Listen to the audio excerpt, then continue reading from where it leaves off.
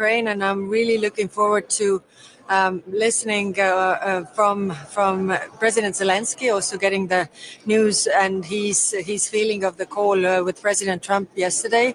I very much welcome the announcement by President Trump that the U.S. is trying to find additional air defenses for Ukraine. This is extremely important.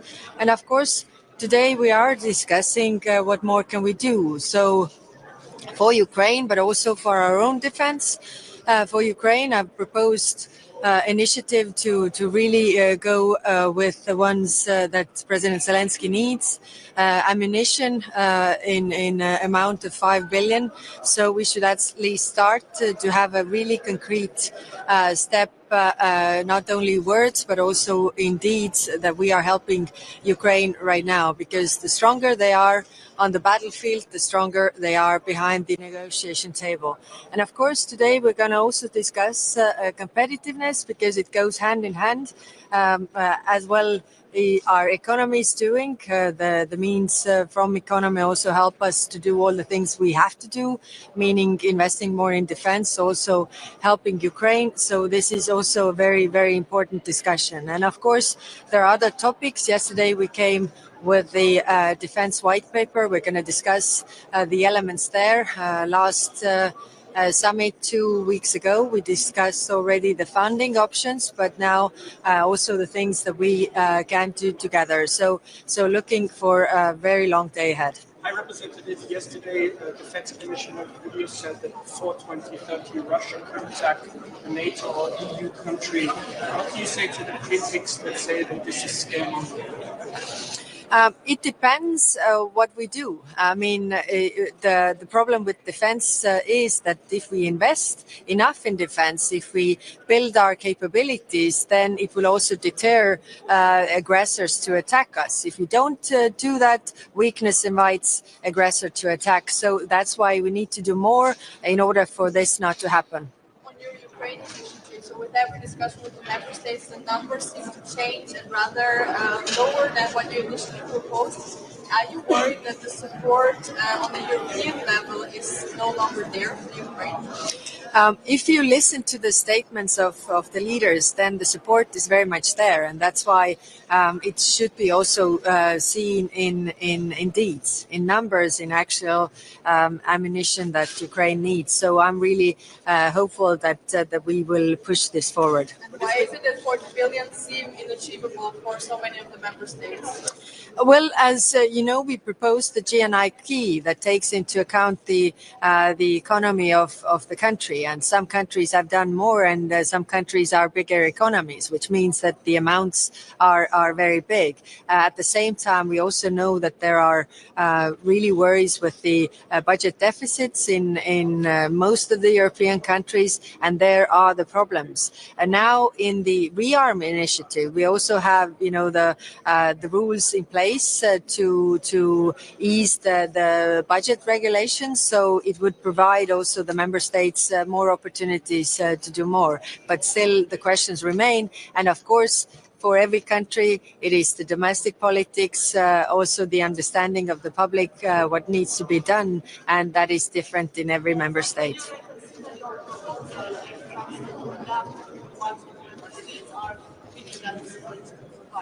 We are doing that all the time, because I think it's important to have a tangible result. So if we are not able to decide right now for the whole year that is coming, let's decide on the short term, which is the imminent needs that Ukraine has regarding the ammunition right now. Well, the realistic plan would be the 5 billion for the ammunition, and that's what we are working on really right now. Okay, thank you.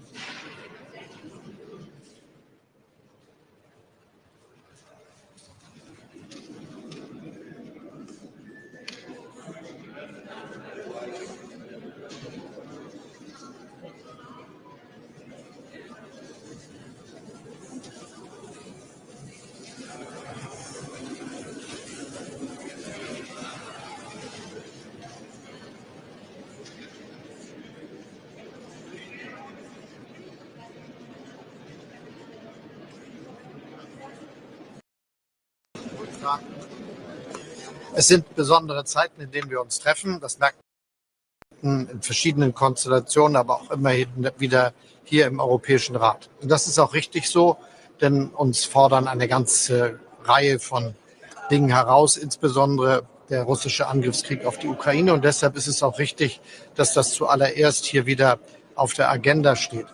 Für uns ist zentral, dass die Ukraine als unabhängige, souveräne und demokratische Nation bestehen bleibt, dass sie ihren Weg in die Europäische Union fortsetzen kann und dass sie auch nach einem Friedensschluss über eine starke eigene Armee verfügt. Das sind Dinge, die wir gewährleisten müssen. Und dazu gehört natürlich auch jetzt, dass auf Basis der Vorschläge von Präsident Zelensky die Möglichkeit eines Waffenstillstandes zustande kommt. Jetzt gibt es einen ersten Schritt, der möglich scheint angesichts der Ergebnisse des Gesprächs zwischen dem russischen Präsidenten und dem amerikanischen Präsidenten. Aber der muss jetzt auch Realität werden und das muss enden in einem Waffenstillstand, der auch dann tatsächlich hält und diese Kriterien erfüllt. Für uns wird es deshalb darauf ankommen, dass wir die Ukraine auch weiter maßgeblich unterstützen, hier als Europäische Union insgesamt, als Verbündete und Freunde und auch die einzelnen Länder. Deshalb will ich an dieser Stelle sagen, ist es ein gutes Zeichen und ein guter Moment, dass in dieser Woche der Deutsche Bundestag eine sehr umfassende Veränderung unserer Verfassung beschlossen hat, die möglich macht, dass wir das, was für die Verteidigung unseres Landes, was für die Zusammenarbeit in Europa in Sachen der Verteidigung notwendig ist, was wir militärische Hilfe für die Ukraine mobilisieren müssen, auch finanziert werden kann. Ein wichtiger Schritt neben den Investitionen in die Infrastruktur, die gleichzeitig möglich gemacht worden sind. Und morgen wird es hoffentlich und voraussichtlich so sein, dass der Bundesrat in Deutschland diesen Beschluss auch fasst, sodass wir jetzt den Spielraum haben, all das zu tun, was wir tun müssen als großer Staat in der Mitte Europas. Dazu wird übrigens auch zählen, dass wir dann, wenn die Beschlüsse gefasst sind, eine weitere Aufstockung unserer Waffenhilfe für die Ukraine auf den Weg bringen werden. Das werden dann alles zusammen 7 Milliarden sein. 4 sind schon vorgesehen, es kommen noch 3 dazu. Und damit gilt für dieses Jahr wie für die Vergangenheit, dass Deutschland mit riesigem Abstand in Europa der größte Unterstützer der Ukraine ist und bleiben wird. Ein wichtiges Zeichen gerade in dieser ganz konkreten Situation. Wir diskutieren heute dann auch über viele andere Dinge, die wichtig sind für unsere Zukunftsfähigkeit, ganz besonders die Wettbewerbsfähigkeit, die Fragen, wie wir es hinbekommen können, dass wir uns auch unser Wachstum ermöglichen, indem wir die Kapitalmarktunion weiterentwickeln. Alles Fragen von allergrößter Bedeutung, die hier verhandelt werden, genauso wie erste Debatten über die künftige Finanzplanung der Europäischen Union. Da werden wir uns intensiv mit beschäftigen. Lassen Sie mich aus aktuellem Anlass noch einen Satz sagen, der mir sehr wichtig ist. Wir haben uns in den letzten Jahren sehr darum bemüht, die Beziehung zwischen Europa und der Türkei weiter zu verbessern. Deshalb ist die Verhaftung eines so zentralen Oppositionspolitikers wie des Bürgermeisters von Istanbul ein sehr, sehr schlechtes Zeichen, bedrückend für die Demokratie in der Türkei, aber ganz bestimmt auch bedrückend für das Verhältnis zwischen Europa und der Türkei. Wir können nur dazu aufrufen, dass das sofort ein Ende findet und dass Opposition und Regierung im Wettbewerb miteinander stehen und nicht die Opposition vor Gericht gestellt wird. Herr Bundeskanzler, möglicherweise ist es heute Ihr letzter Gipfel in der Rolle des Bundeskanzlers. Was wünschen Sie sich denn für diesen Gipfel und auf einer Skala von 1 bis 10, wie sehr wird Ihnen das Humortempus fehlen? Wir machen unsere Arbeit bis zuletzt. So soll es auch so sein, weiter sein. Und deshalb gehört es dazu, dass wir jetzt genau das voranbringen, worüber ich eben gesprochen habe. Dinge, über die wir jeden Tag mit allen sprechen und wo Deutschland seine Aufgabe wahrnehmen muss. Und ich sorge als Kanzler dafür, dass das auch klappt. Was kann denn die Ukraine konkret an diesem Gipfel erwarten? Nochmal, es geht darum, dass wir unsere Unterstützung fortsetzen, dass wir einen klaren Standpunkt haben, dass ein gerechter Frieden für die Ukraine möglich sein muss. Und der bedeutet, dass sie ihre Unabhängigkeit und Souveränität verteidigen kann. Bedeutet, dass sie selbst über ihren Weg entscheidet und wer das Land regiert und natürlich bedeutet es, dass sie auch über eine starke Armee in Friedenszeiten verfügen muss. Das sind die Dinge, die wir hier mit unseren Entscheidungen möglich machen müssen. Ich glaube, das wird auch so sein. Herr Bundeskanzler, gestern hat EU-Verteidigungskommissar Andrius gesagt, Russland könnte noch vor 2030 ein EU- oder NATO-Land angreifen. Glauben Sie das auch und was halten Sie von solchen Szenarien? Ich glaube, wir sollten uns auf das konzentrieren, worum es geht, nämlich, dass wir alles dafür tun, dass wir unsere eigene Landes- und Bündnisverteidigungsfähigkeit stärken. Das ist unterwegs mit den Dingen, die wir auch heute diskutieren, wenn es etwa um das Paket der Kommissionspräsidentin geht. Darum geht es auch, wenn jetzt alle Länder das Ziel anstreben, wenigstens 2% ihrer Wirtschaftsleistung für Verteidigung auszugeben. Sie wissen, es sind fast alle so weit, aber nicht alle. Deutschland ist so weit und es geht jetzt ja auch, wenn wir die Fähigkeitsziele der NATO neu definieren, um die Frage, wie wir das hinbekommen, dass wir das dann auch finanzieren. Deutschland hat mit der jetzt anstehenden Verfassungsänderung dazu die Voraussetzung geschaffen, dass wir das tun können. Welche Punkte werden die schwierigsten bei den Diskussionen zum mehrjährigen Finanzrahmen? Die fangen ja erst an und den Standpunkt Deutschlands in der Frage, wie man mit Geld umgehen soll, kennen ja alle. Der hat sich nicht geändert und wird sich nicht ändern. Schönen Dank. Nicht geändert und wird sich nicht ändern. Schönen Dank.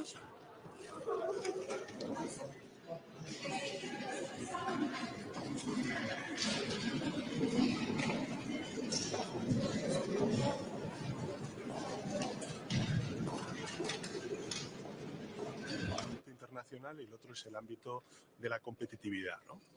Vamos a contar con la presencia en la comida del secretario general de Naciones Unidas, que es muy importante, porque creo que en este momento en el que hay grandes potencias que se están retirando del orden multilateral, que están abandonando acuerdos multilaterales como el Acuerdo de París o la propia Organización Mundial de la Salud en estos meses que estamos celebrando o recordando el 5º aniversario de la pandemia, es importante que Europa demuestre un mayor compromiso, si cabe, con los debates multilaterales, con debates que tienen que ver con el cambio climático, con la ayuda al desarrollo, con el respeto al derecho internacional humanitario que estamos viendo absolutamente atropellado y pisoteado de nuevo en Gaza, lamentablemente, y que queremos condenarlo desde el Gobierno de España con la mayor de las contundencias. Y creo que en ese sentido es muy importante la presencia hoy del secretario general de Naciones Unidas y que desde Europa, en este Consejo, demos también una señal inequívoca de nuestro compromiso en la defensa y en la reforma del orden multilateral. ¿Por qué digo esto? Porque se van a tratar distintos temas en esa comida con el secretario general, pero uno de especial importancia para España, que es la celebración de la conferencia de financiación al desarrollo que se va a celebrar en Sevilla entre los meses de junio y de julio, donde vamos a contar con importantes líderes del sur global y en los que yo voy a pedir explícitamente a los líderes europeos que participen activamente, porque ahí tenemos que hablar de cómo podemos reformar el sistema de financiación internacional para que los recursos económicos lleguen también a los países que más necesitan hacer frente a la pobreza, al desarrollo económico y, lógicamente, también a las consecuencias derivadas de la emergencia climática que se está viviendo en el planeta y particularmente en estos países. Evidentemente vamos a hablar del orden internacional, del derecho internacional y de su respeto, y ahí España ha mantenido siempre una posición de absoluta coherencia con el respeto al derecho internacional, a la resolución de los conflictos por vías pacíficas y, por tanto, al rechazo contundente ante esta escalada belicista que hace 3 años inició Putin, en este caso en Ucrania, o que por desgracia estamos viendo en Gaza y en Cisjordania por parte del actual gobierno de Israel, liderado por el primer ministro Netanyahu. En el ámbito de Ucrania, saben ustedes que el gobierno de España, tanto a nivel europeo como también a nivel bilateral con Ucrania, estamos apoyando a Ucrania desde nuestras capacidades, también para que tengan mayores capacidades militares y puedan defenderse de la agresión de Putin. Y, lógicamente, a nivel europeo, pues estamos apoyando todo tipo de sanciones, todo tipo de acciones que de alguna manera sirvan para que se consolide un alto el fuego que derive en una paz justa y duradera. Quiero también trasladarles que en el Consejo Europeo lo diré de manera mucho más contundente y visible, que nosotros vemos bien la propuesta del gobierno finlandés. El gobierno finlandés viene desde hace ya unos cuantos meses, y también el propio presidente del Consejo Europeo, Antonio Costa, defendiendo la necesidad de que Europa dé un paso al frente a la hora de liderar o de participar en las negociaciones de paz que se están produciendo ahora mismo entre Estados Unidos, Rusia y Ucrania. Europa tiene que estar en la mesa. El presidente de Finlandia ha planteado una estrategia de negociación en la que inevitablemente necesitamos un equipo de negociación y también un representante o una representante que hable en nombre de todos los europeos, y yo, por supuesto, voy a apoyar esta propuesta del gobierno finlandés y también, lógicamente, la propuesta que ha hecho de manera informal el presidente del Consejo a todos los líderes del Consejo Europeo. Finalmente, un apunte sobre competitividad. Yo creo que España puede, en fin, demostrar muchas cosas sobre la política económica que hemos hecho durante estos años. Hemos visto esta semana cómo, de nuevo, vamos a ser la principal economía avanzada que más crezca en previsiones en el año 2025, con todo este complejo escenario de incertidumbre. Se están rebajando las previsiones de crecimiento económico en otros países europeos, pero no en el caso de España, que se están aumentando al 2,6, al 2,7, en función de cuál sea el organismo internacional o el organismo nacional al que nos refiramos. Y, por tanto, desde esa perspectiva, creo que es importante que traslademos, uno, que la transición ecológica y, por tanto, la adaptación y la lucha contra el cambio climático no es un freno a la competitividad, sino que van de la mano. Seguir apostando por una transición energética verde, cumplir con nuestros objetivos del Pacto Verde, son fundamentales para seguir ganando competitividad. En segundo lugar, que tenemos que dar ese salto tecnológico de transformación digital, y en ese sentido pues damos la bienvenida con algunos matices que ya luego en la rueda de prensa pues explicaré sobre al menos el marco, ¿no?, en el que se desarrolla el discurso del Libro Blanco. Tengo que decirles que a mí el término rearme no me gusta en absoluto, no comparto ese término. Creo que tenemos que hablar de otra manera, de dirigirnos a nuestros ciudadanos de otra manera cuando hablamos de la necesidad de mejorar la seguridad y las capacidades de defensa europeas. Pero en todo caso, creo que ese salto tecnológico que tenemos que dar también es bastante coherente con lo que hemos hecho durante estos 7 años de gobierno y que vamos a aprovechar precisamente ahora que vamos a dar un paso al frente en una mayor inversión en seguridad y en defensa. Y finalmente, bueno, hablaremos del marco financiero plurianual. Para que nos entiendan los ciudadanos y ciudadanas, estamos hablando de los presupuestos de la Unión Europea, que empezamos el debate y que tendrá que sustanciarse pues, en los próximos meses y en los próximos años, ¿no? Yo creo que ahí hay elementos importantes que tienen que ver con políticas que han sido muy buenas para Europa y para España, la política agrícola común, la política de cohesión y los fondos estructurales, en definitiva, políticas que son señas de identidad del proyecto europeo y que, lógicamente, nosotros queremos seguir preservando y defendiendo. Pero, en todo caso, como digo, hay muchos temas. Al final son dos. Uno, la dimensión internacional, y otro, la dimensión, digamos, de competitividad económica. Y yo lo resumiría, la posición del Gobierno de España, con una frase muy sencilla. Yo creo que el desafío que tiene ahora mismo Europa es el de crecer hacia adentro y abrirse aún más hacia afuera. Crecer hacia adentro significa potenciar el mercado único europeo, y abrirnos hacia afuera significa participar de manera activa y constructiva en el orden multilateral, en los debates globales, sobre todo el de la transición ecológica o el de la inteligencia artificial, y sin duda alguna seguir tejiendo lazos, relaciones comerciales pues, con otras regiones del mundo, como pueda ser el Mercosur, Chile, México, Canadá, India, en la reciente visita de la presidenta de la Comisión Europea. En definitiva, creo que estamos en un momento en el que necesitamos más Europa, y más Europa significa más política social, significa más relaciones con otros bloques regionales, significa más implicación en los debates multilaterales y, lógicamente, significa también más seguridad y defensa, que es de los temas que hablaremos hoy en el Consejo. Yo sé que tienen ustedes preguntas, pero luego tendremos una rueda de prensa en la que prometo responder a todas las preguntas, pero ahora me voy para adentro. Gracias. Just one. Just one. I just would like to understand what you make of the recent proposal from the Commission for rearm.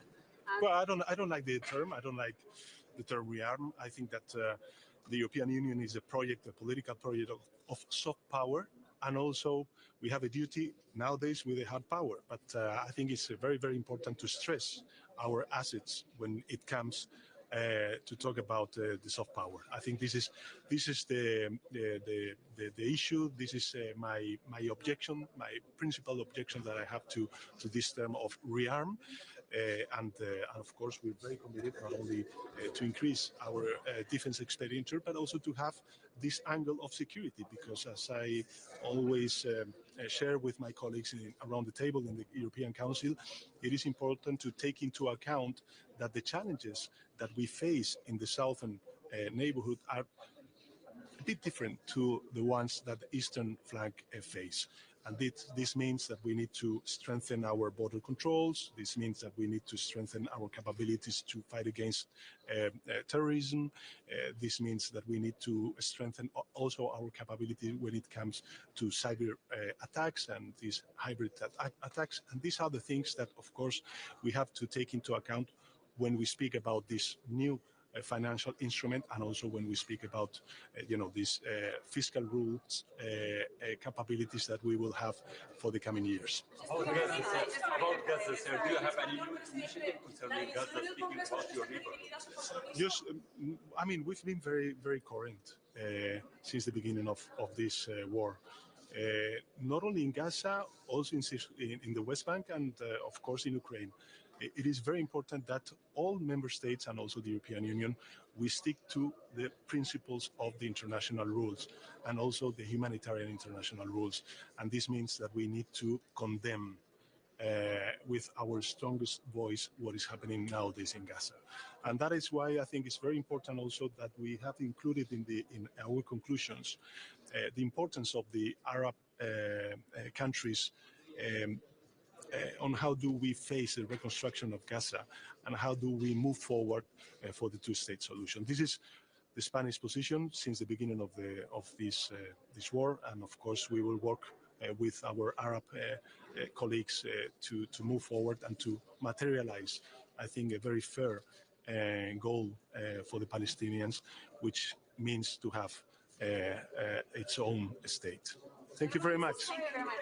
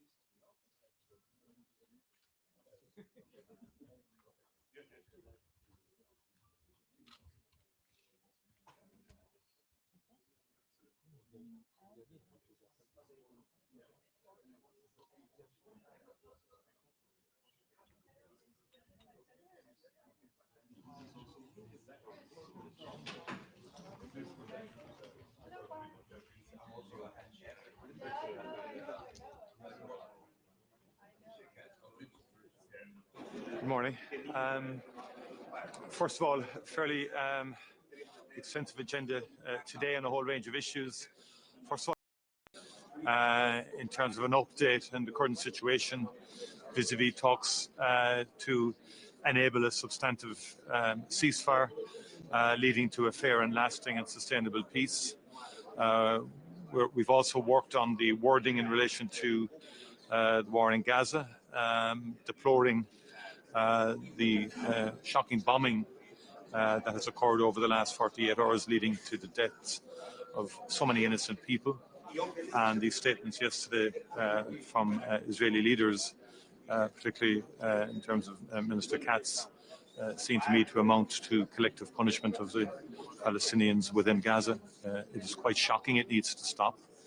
And Europe needs to say stop to the killing and to the slaughter that's going on in Gaza at the moment. We do also need a release of all hostages.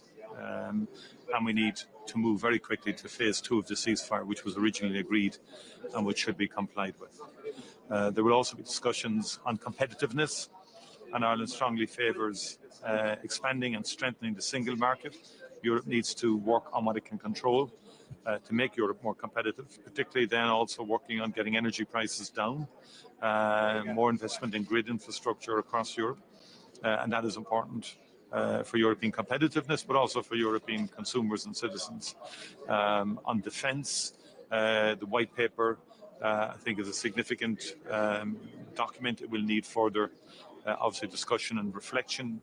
There won't be a major reflection on it today because it was published yesterday, but nonetheless, following on from the proposals from the President of the Commission, the capacities are being created for Member States to allocate additional funding to increase defence expenditure in the Member States and security capability.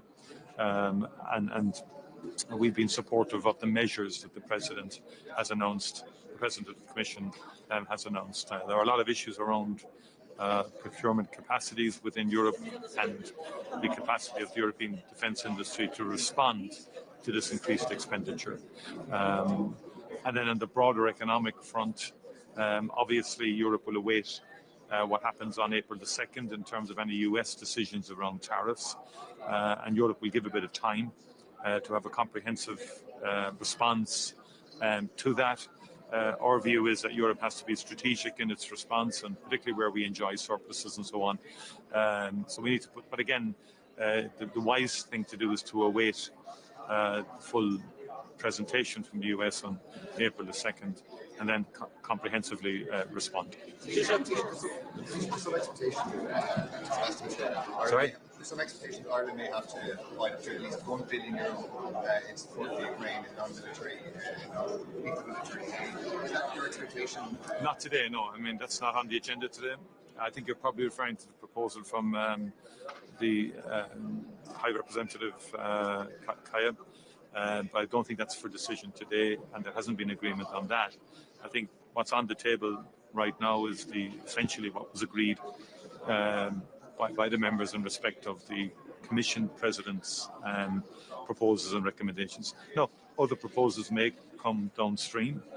We've already taken the decision bilaterally to allocate aid to Ukraine for non-lethal assistance because of the freezing of the EPF by Hungary. And so therefore we're moving in bilateral channels now to allocate that aid to Ukraine. On the Callas proposal. Sorry? On the Callas proposal, the 40 billion sort of upper end of the scale. Do you believe that is realistic, or will it more likely be somewhere around 30 billion or something like that? Again, it's early days on that. There hasn't been agreement on it, so it could be a lower figure. But I don't really want to speculate on something that's not firm. Clearly, I don't see agreement on it to date, unless it's a much lower figure. Other member states have particular issues with it. Just regarding the resumption of hostilities in Gaza, does that add a new impetus for the government to bring forward its alternative of the Occupied Territories Bill? And do you have an updated timeline on that? Yeah, again, look, the government has agreed to progress it. One way or the other, I don't think it's going to impact on the immediate decisions of the Israeli government in respect of Gaza. I think that needs to be said. But what has to happen now, I think, is that as much pressure as possible from the European Union, US and others, is to say to Israel to stop this bombing. I mean, there was no warning. Many people had come back after the ceasefire to their homes in the expectation that they were going to experience some degree of peace and harmony. And that has been shattered by what appears to be very indiscriminate bombing. Of just, please, I'm going to make the point, indiscriminate bombing of Palestinian homes and families. And that's, one way or the other, the Occupied Territory isn't going to change that. but I think the Minister of Foreign Affairs is progressing it. A lot of the amendments have been worked on by the officials in the Department of Foreign Affairs. They will need. Will it be? Obviously, it won't be before this session will end, but hopefully in the next session. On the tax issue, because you mentioned it there, the French Prime Minister said the EU was wrong to target bourbon. Sorry? The French Prime Minister said the EU was wrong to target bourbon in its retaliatory tariffs. And will you be talking to President Macron today about that, making the case for Irish whiskey? And just, are you aware of any pharma firms that are scenario planning to move their IP out of Ireland as a result of these tariffs? No, I mean, first of all, medicine is a very key issue for European patients, for American patients. Cost of medicines are very high in the United States. Tariffs would even lead to higher prices for medicine in the United States. So I don't see the logic in that. There already has been substantial changes around pharma and so on. And if you look at the Guilty Act of 2017, which the United States brought in, the BEPS process, which we signed up to, I mean, the transfers back to America are far, far greater than, say, 4 or 5 years ago in respect to royalties and IP and so on. Again, I think the sensible thing is to await what package is announced by the US on the 2nd. And what I said earlier about being strategic, obviously in certain areas we enjoy a significant surplus, such as in food like butter or alcohol and so on. But there's a broad range of sectors. And I think we need to be careful not to be dragged on every individual sector, and Europe needs to be unified in response. So therefore, I think what's important is we see in the first instance, because no one actually has seen the package that the US may produce on the 2nd. And I think it's wise that Europe is giving itself some time after the 2nd of April to assess the EU package and then to wisely and strategically respond, and obviously endeavouring to protect all European industries insofar as we possibly can. Remember, European Union doesn't want tariffs. The European Union hasn't initiated any tariffs. And the European Union believes, and Ireland does as well, that tariffs are bad for business. They're bad for the consumer, they raise prices. It was very clear from my visit to the US, there's a lot of uncertainty in American companies who don't like tariffs either. And a lot of people are very, very worried about the impact on global trade and on the global economy overall. Yeah, we'll be engaging with the EU on it, and as I said, there's a range of issues, obviously, that will emerge and will surface. Okay. We know are going to increase prices for consumers. Sorry? We know that trade tariffs are going to increase prices for consumers, households, and businesses at home. Are cost of living packages completely off the table still in terms of the budget? Yeah, I mean, I think because of the challenging situation from a budget perspective, we have to be careful as well. And I think our focus on the budget will be on sustained provision within the existing estimates. I think there will not be cost of living packages as happened last year. And again, I don't want to preempt what will happen on April the 2nd. I don't want to preempt what our response will be to that either. Suffice to say that Europe will have to respond collectively ultimately.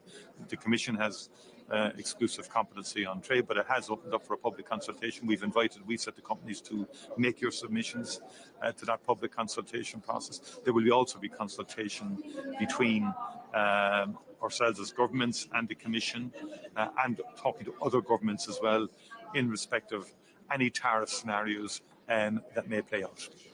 Mas féidirlum a rá gur tá clár cuimseach a going inmh ó scór an cóirla táimig ag feitheamh agus ag sé samúil an méid a bheith le rá ag Uachtarán Zelenski as ach an cainteanna a bhí ag a héin agus Uachtarán Trump sa Sláid Aontaithe agus mar aon lei sin beidh mise ag caint faoin cause Palestinian sa Gaza agus an méid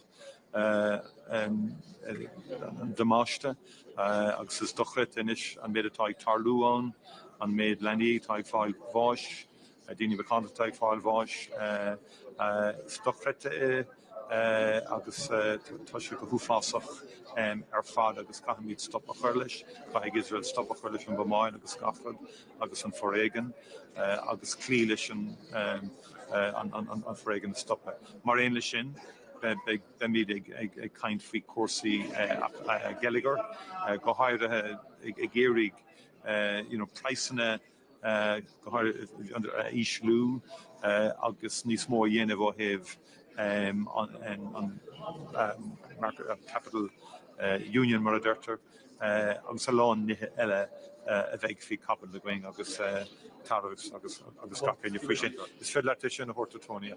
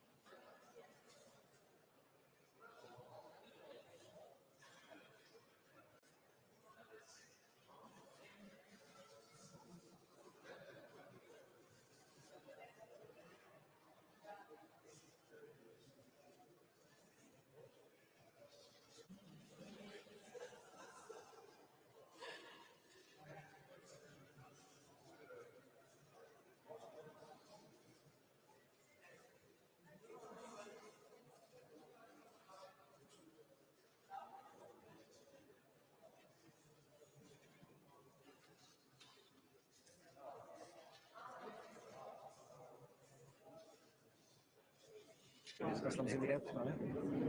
Posso fixar. Posso fixar.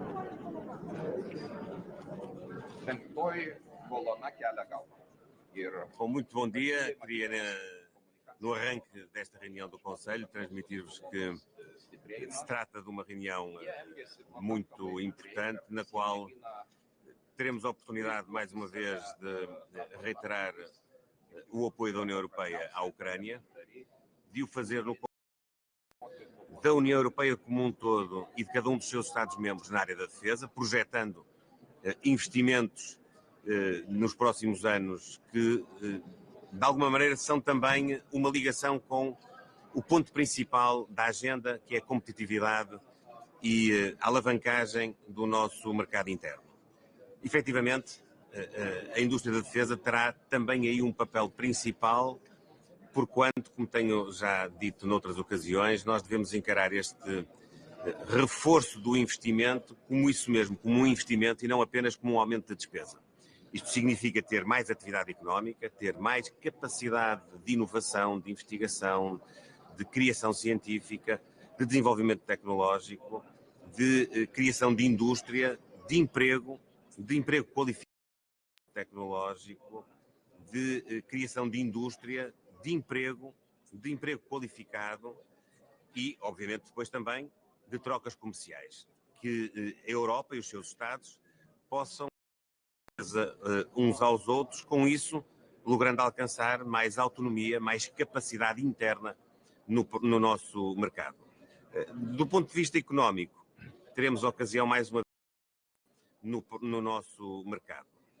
Do ponto de vista económico, teremos ocasião mais uma vez de reforçar os mecanismos que são inadiáveis de simplificação. A Europa perde muita competitividade no contexto internacional por excesso de regulamentação, por uma complexidade muito grande nos processos de licenciamento, nos processos de relação entre os cidadãos e as empresas e as respectivas administrações.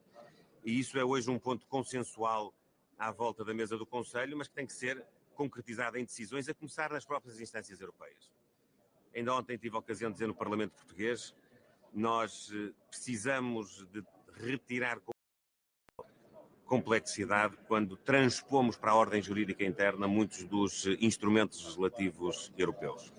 Em segundo lugar, é muito importante que a Europa não se atrase mais na salvaguarda de princípios que são fundamentais para ter capacidade de ser competitivo do ponto de vista económico. E um deles é termos um mercado energético comum, com acesso à energia mais barata e de uma forma também mais autónoma face ao exterior. A esse propósito, creio que conseguiremos ter nas conclusões uma referência específica às interligações, que tem sido um cavalo de batalha de Portugal, deste governo e também dos governos anteriores, mas este governo com especial ênfase, porque também aí temos que passar das palavras aos atos, não vale a pena estarmos sempre a reiterar a necessidade de termos uma política comum, de termos uma política de formação de preços comum, de baixarmos esse custo e depois não criarmos as infraestruturas que verdadeiramente o podem potenciar. E no caso português, no caso da Península Ibérica, já passaram 11 anos desde que Portugal, Espanha, França e a Comissão Europeia subscreveram, assinaram compromissos para acrescentar capacidade de interligação, nomeadamente do ponto de vista elétrico. E nós continuamos a achar que é viável atingir até 2030 pelo menos a possibilidade de haver uma capacidade de transição de 15% da nossa capacidade elétrica com a Europa. Hoje andaremos na casa dos 2-3% dessa capacidade e é absolutamente imperdoável se continuarmos a contemplar este assunto e não o tratarmos. A Europa tem outras interligações que são necessárias, mas neste caso, naturalmente, que nós colocaremos em cima da mesa esta, que é de facto muito importante e que, além do mais, contribui também para um outro objetivo, um objetivo de sustentabilidade, porque no caso da Península Ibérica, quer Portugal, quer a Espanha, apostaram muito do seu investimento nos últimos anos na produção de energia renovável, o que acrescenta não só maior capacidade produtiva para baixar o preço, mas também energia mais amiga do ambiente. Depois teremos ainda a oportunidade de estar com o secretário-geral das Nações Unidas e, portanto, podermos também fazer uma análise geopolítica mais alargada, nomeadamente avaliando o estado em que o sistema multilateral se encontra, e ele, de facto, encontra-se muito ameaçado por várias razões. É preciso reinventá-lo, é preciso também que no quadro das Nações Unidas possa haver mais agilidade e maior consequência nas decisões, quer da Assembleia Geral, quer do Conselho de Segurança. Há muito que temos sustentado, e eu próprio disse na última reunião da Assembleia Geral das Nações Unidas que o Conselho de Segurança é hoje um órgão infelizmente inconsequente, porque não é capaz de desbloquear situações em que os seus membros têm opiniões divergentes. A regra da unanimidade, ou pelo menos o direito de veto, muitas vezes bloqueiam que esse órgão possa ter uma intervenção mais concreta e mais eficaz no terreno. E teremos a ocasião, finalmente, ainda de abordar, ainda que de uma forma muito embrionária, os princípios de discussão que, mais lá para a frente, para meados do ano, começarão efetivamente relativamente ao quadro financeiro plurianual e às perspectivas de financiamento de todo este projeto de relançamento económico, de garantia de um espaço de coesão social e económica na União Europeia. Aos temas europeus há um forte temporal que afetou Portugal na última noite. Queria perceber primeiro se está a acompanhar no meio aqui da cimeira e depois concretamente qual é o plano para os estragos que já vemos registados e alguns até contabilizados. Sim, nós tentámos nos dias anteriores precisamente tomar todas as medidas preventivas, porque sabíamos que esta madrugada iria ser de facto muito problemática, como foi. Estamos neste momento a fazer o levantamento e a dar todo o apoio possível para a reposição da situação de normalidade naqueles espaços que foram mais afetados, e faremos aquilo que sempre temos feito nestas ocasiões, que é ser rápido e ir ao terreno em colaboração estreita com as autarquias locais, fazer o levantamento dos estragos e proceder de imediato à ajuda das populações e das entidades afetadas. Os financeiros, por exemplo? Com certeza, aquilo que tiver que ser necessário ativar, como fizemos noutras ocasiões. Que informações é que tem para as próximas horas? Neste momento, creio que a situação está muito estabilizada, não tenho informação de que haja um agravamento, mas naturalmente continuamos a acompanhar de perto o evoluir da situação. Vamos para uma campanha eleitoral. A defesa está no centro das preocupações europeias.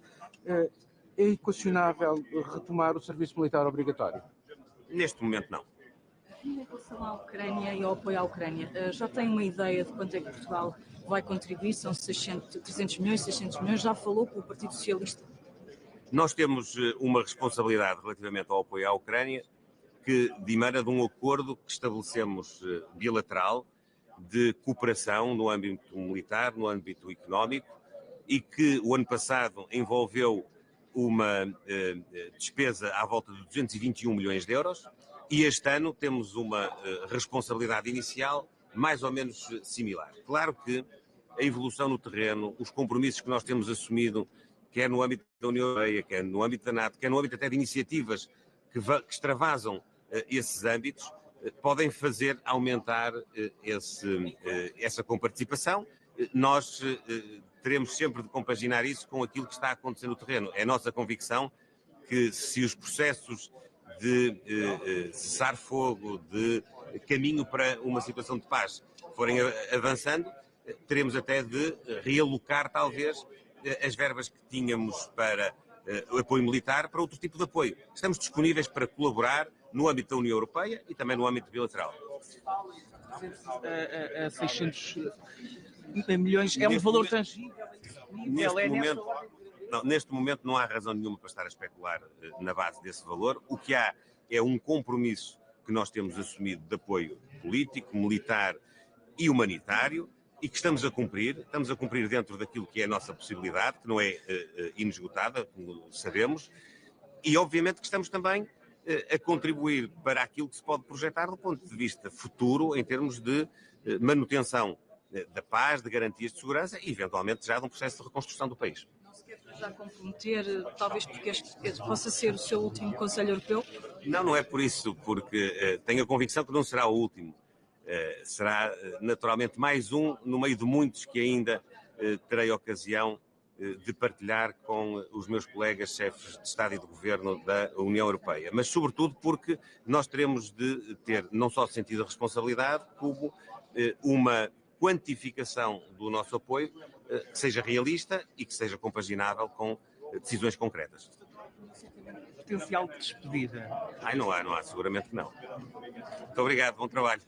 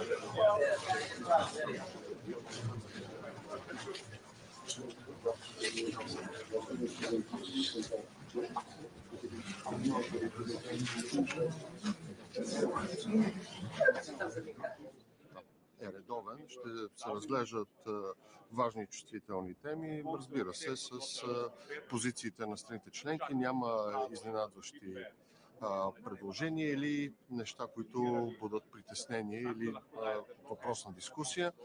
Ще се разглежда обща отбранителна политика, ще се разглежда продължаването на войната в Украйна и търсенето на решение за траен устойчив мир и помощта за Украйна, но разбира се в контекста за обща отбранителна политика на Съюза ще бъде представена Бялата книга за бъдещето на европейската отбранителна способност, която ще надгражда стратегическият компас, но ще се свържи с програмата на комисията REARM. Разбира се, ще говорим и за механизма SAFE от 150 милиарда евро.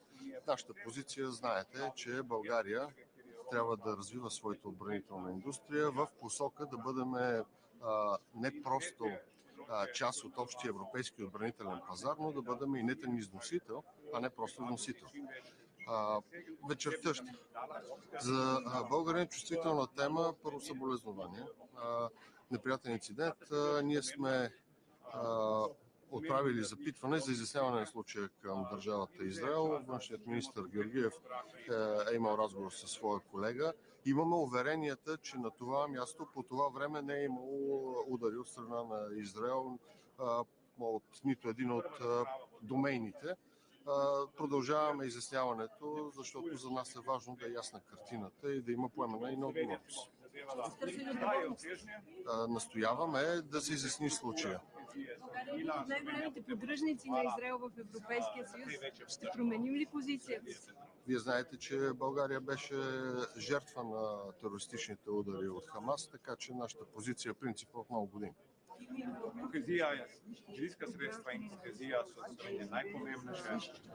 Каквото което е необходимо, българската държава ще го направи по най-добрия и удачен начин за българските граждани.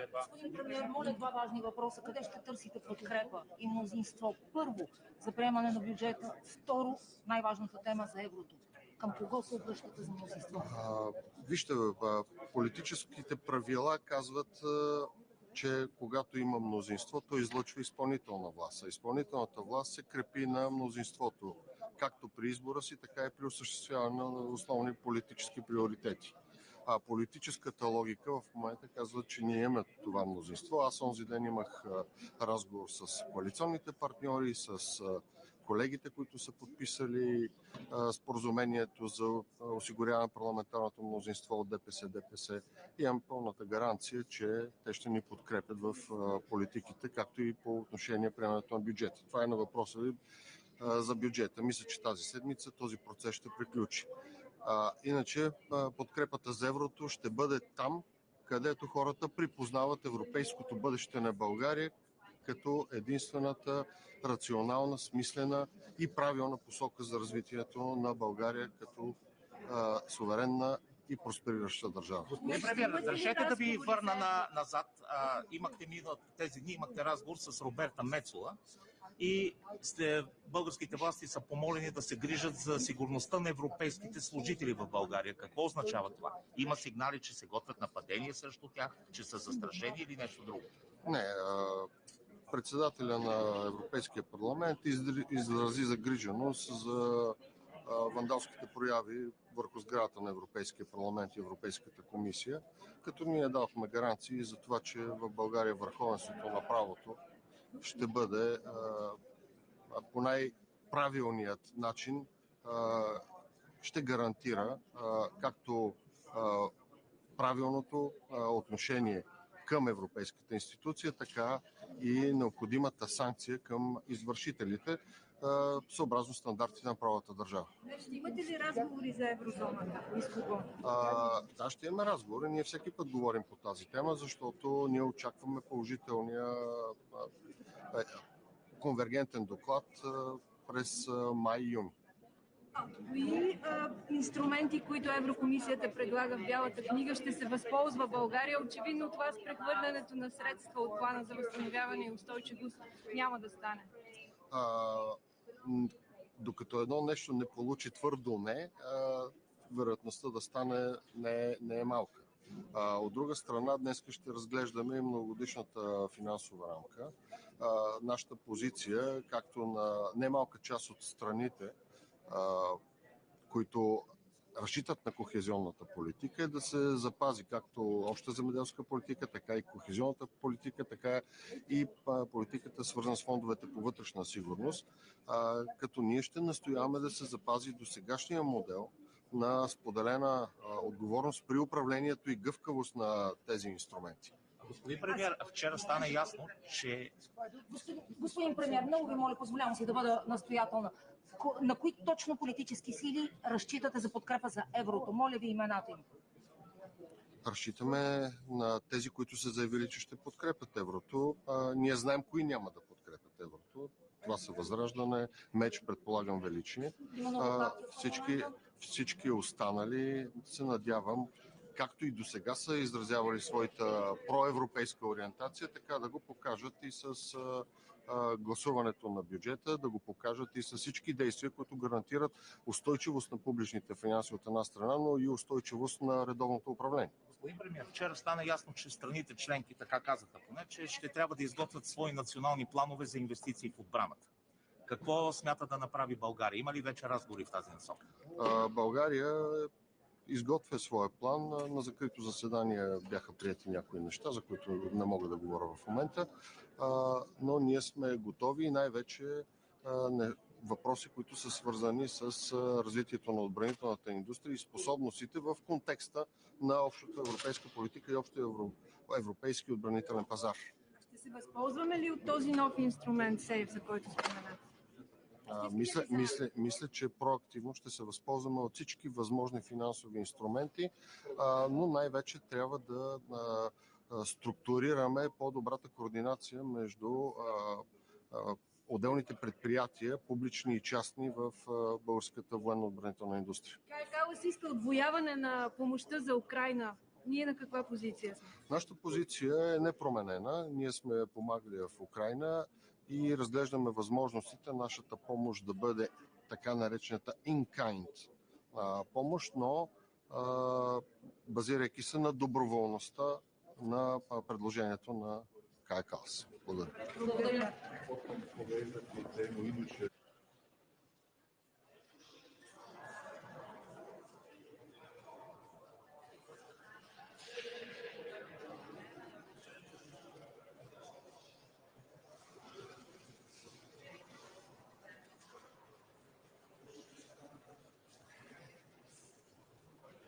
Dobar dan.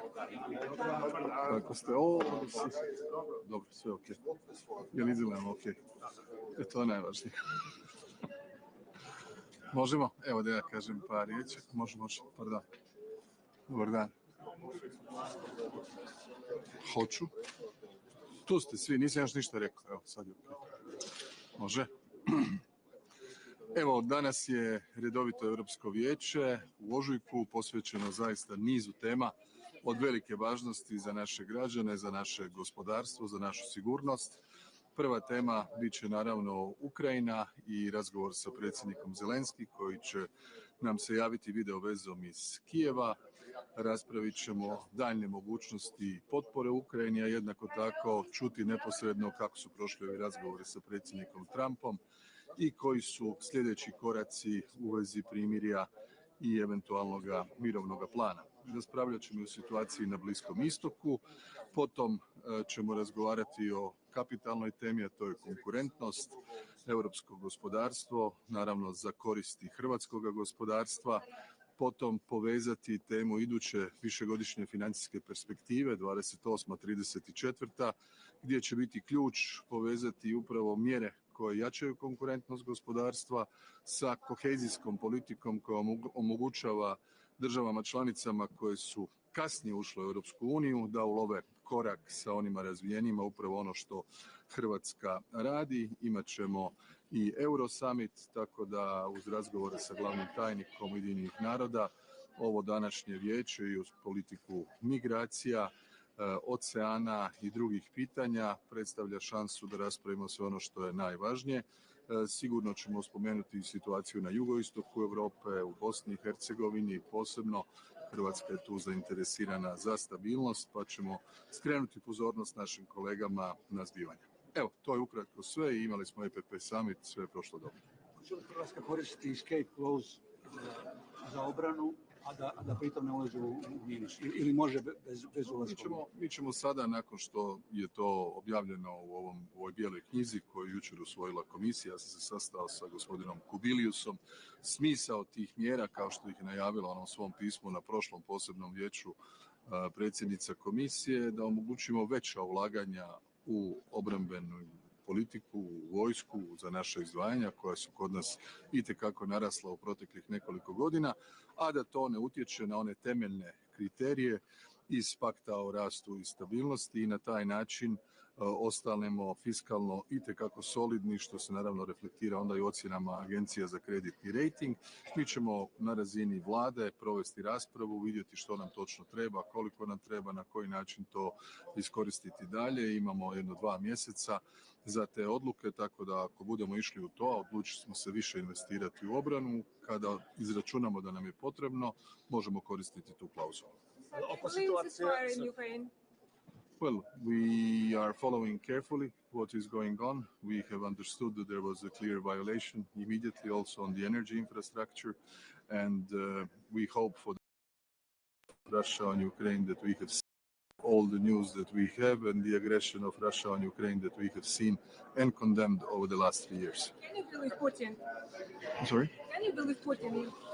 His version is... Well, from the experience of Ukraine over the past 11 years, it's very difficult to regain trust. What is important is that we use this momentum, which has been created by the new American president, and I really look forward to understand completely the position of President Zelensky after these talks, because he's the one that has more information than us.